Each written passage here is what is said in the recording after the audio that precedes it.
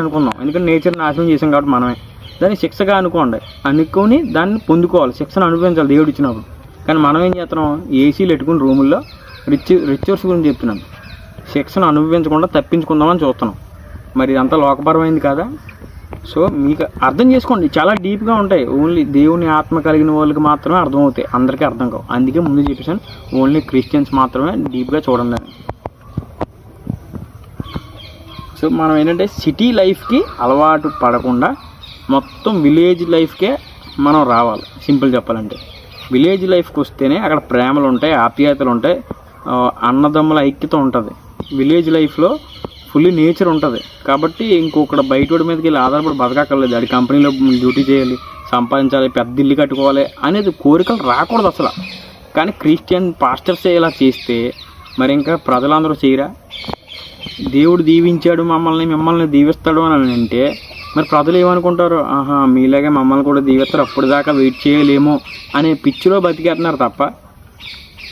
అంతేగాని అది ఒక భక్తిపూర్వకంగా దేవుడిని, నిజమైన దేవుడిని తెలుసుకున్న వాళ్ళకి వెళ్ళట్లేదు.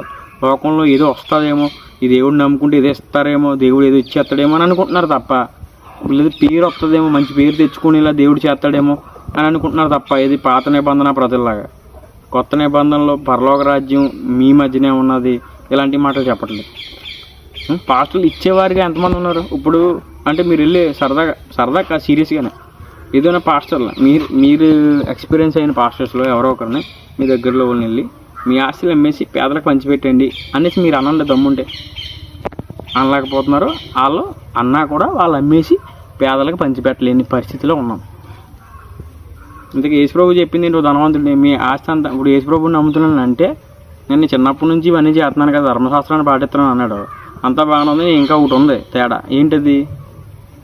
నీ ఆస్తిపాస్తులు అమ్మేసుకొని పేదలకు పంచిపెట్టి అన్నాడు. అక్కడ ఆగిపోయాడు, అక్కడ దొరికిపోయాడు ఆడి భక్తి ఏంటనేది. అంటే ఎదుటి మనిషిని ప్రేమించకపోతే ఇంకేముంది?